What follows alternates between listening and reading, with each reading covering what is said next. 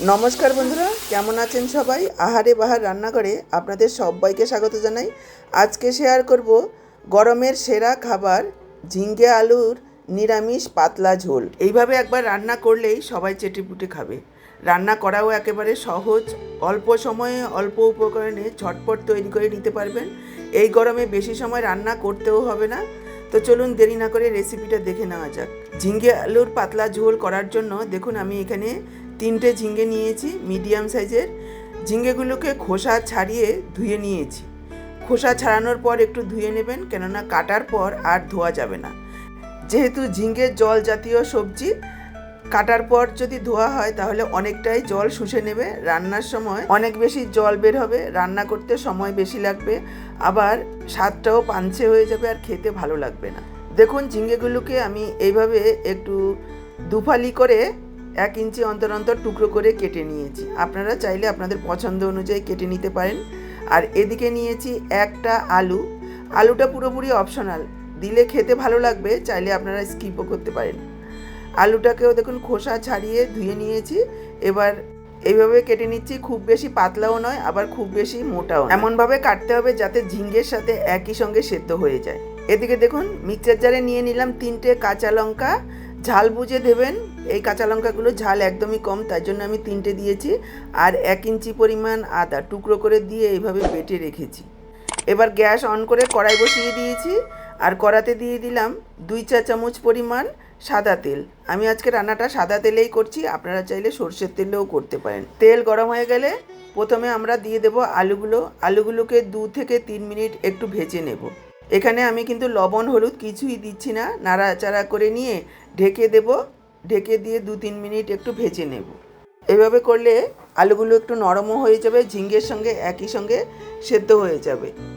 দেখুন ঢেকে দিয়ে 2-3 মিনিট ভেজে নিয়েছি। এবার দিয়ে দেব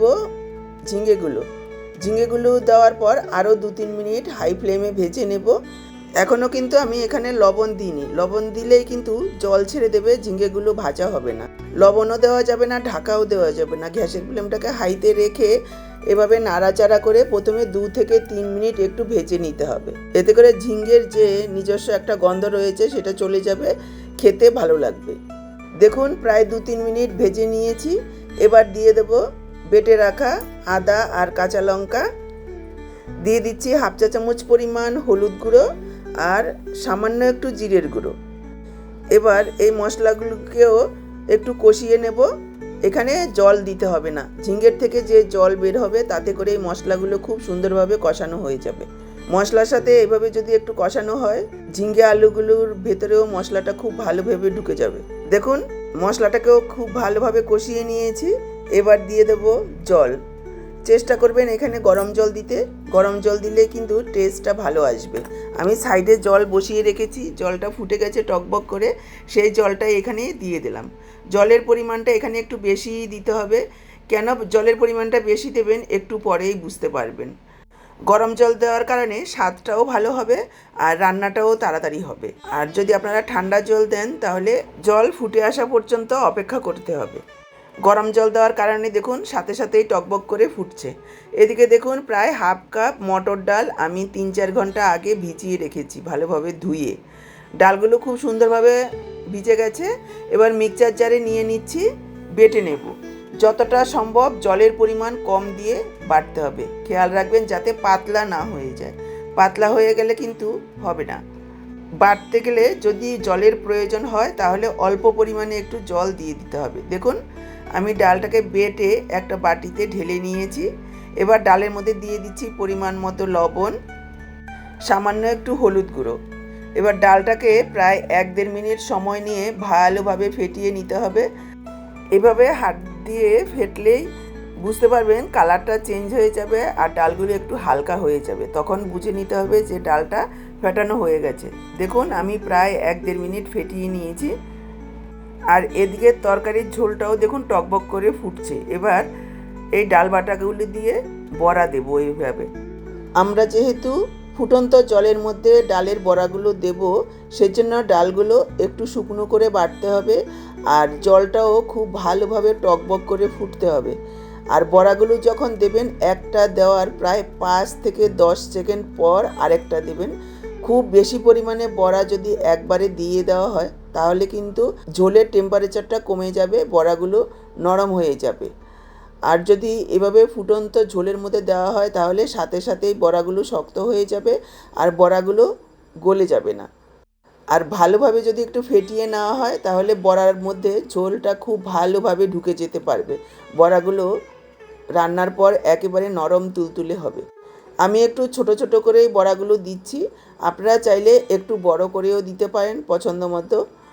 একটু ছোট করে দিলে কি হবে, রসটা খুব ভালোভাবে টেনে নিতে পারবে, ভেতরে আর কোনো রকম শক্ত থাকবে না, কাঁচাও থাকবে না। এই ঝিঙ্গের জলবড়া রান্নাটা পুরনো দিনের মা ঠাকুমাদের রান্না, খেতে অসাধারণ টেস্ট, একেবারে কম তেল মশলায় কম সময়ে তৈরি করা যায় আর এক পদ দিয়েই পুরো ভাত খাওয়া হয়ে যাবে। এটা এতটাই টেস্টি হয় আর রান্না করতেও কোনো রকম ঝামেলা নেই। দেখুন আমি বড়াগুলো দিয়ে দিয়েছি, তবে আমি ঝোলের মধ্যে লবণটা বড়া দেওয়ার আগেই দেওয়া দরকার ছিল, দিতে ভুলে গেছিলাম, আমি এখন দিয়ে দিলাম। বড়াগুলো যেহেতু এখনও কাঁচা, একদমই নাড়াচাড়া করা যাবে না, এই অবস্থায় ঢেকে 5 থেকে 7 মিনিট সেদ্ধ করে নিতে হবে মিডিয়াম হাই ফ্লেমে, যাতে বড়াগুলো সেদ্ধ হয়ে যায়। 5-7 মিনিট পর ঢাকাটা তুলে হালকা হাতে একটু নাড়াচাড়া করে দিতে হবে উল্টে পাল্টে, যাতে সবগুলো বড়া সমানভাবে সেদ্ধ হয়। দেখুন আমি ঢাকা তুলে হালকা হাতে নাড়াচাড়া করে দিচ্ছি। বড়াগুলো সেদ্ধ হয়েছে কিনা কি করে বুঝবেন? যখন দেখবেন বড়াগুলো একেবারে ঝোলের উপরের দিকে ভেসে উঠেছে তখন বুঝবেন যে বড়াগুলো সুন্দরভাবে সেদ্ধ হয়ে গেছে। দেখুন সবগুলো বড়াই ভেসে উঠেছে, তার মানে হলো বড়াগুলো খুব সুন্দরভাবে সেদ্ধ হয়ে গেছে। এইবার ঢেকে দেব, আরও 2-3 মিনিট ঢেকে রান্না করব। এর জন্যই কিন্তু জলের পরিমাণটা একটু বেশি দিতে হবে, যেহেতু ডালের বড়া অনেকটাই ঝোল টেনে নেবে। এখন পাতলা মনে হলেও ঠান্ডা হলে কিন্তু একটু ঘন হয়ে যাবে। সাইডেই দেখুন আমি একটা তরকা প্যান বসিয়ে দিয়েছি, তার মধ্যে দিয়ে দিলাম সাদা তেল। তেলের পরিমাণ আপনারা চাইলে আরও কমিয়েও দিতে পারেন। ফোড়নে দিয়ে দিলাম একটা শুকনো লঙ্কা আর 1 চা চামচ 5 ফোড়ন। ফোড়নটাকে ভেজে একেবারে কালো করা যাবে না, কালারটা হালকা চেঞ্জ হয়ে গেলে এখানে দিয়ে দেব 1 চিমটি হিং।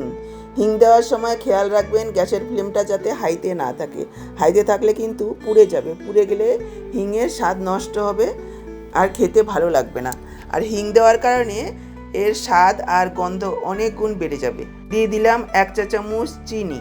সব কিছু মিশিয়ে নেব আর গ্যাস অফ করে ঢেকে রেখে দেব 5 মিনিট, যাতে সব খুব সুন্দরভাবে মিশে যায়। সবশেষে এই ফোড়নটা দেওয়ার কারণে স্বাদ আর গন্ধ একেবারে অতুলনীয় হবে। এবার গ্যাস অফ করে দেখুন ঢেকে রেখেছি 5 মিনিট। 5 মিনিট পর একবার দেখিয়ে দিচ্ছি ফাইনাল লুকটা কতটা লোভনীয় হয়েছে দেখতে।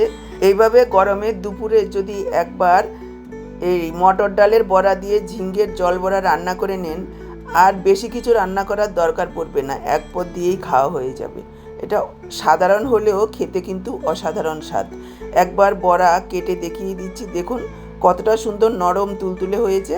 দেখলেন তো কত সহজে তৈরি হয়ে গেল পুরনো দিনের মা ঠাকুমাদের হাতের ঝিঙ্গের জল বড়ার রেসিপি।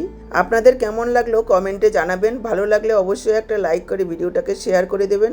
আর ইউটিউব থেকে যদি নতুন দেখছেন এই রকমই ঘরোয়া সহজ রেসিপিগুলো পাওয়ার জন্য চ্যানেলটাকে সাবস্ক্রাইব করবেন। ফেসবুক পেজ থেকে দেখে থাকলে পেজটাকে ফলো করবেন।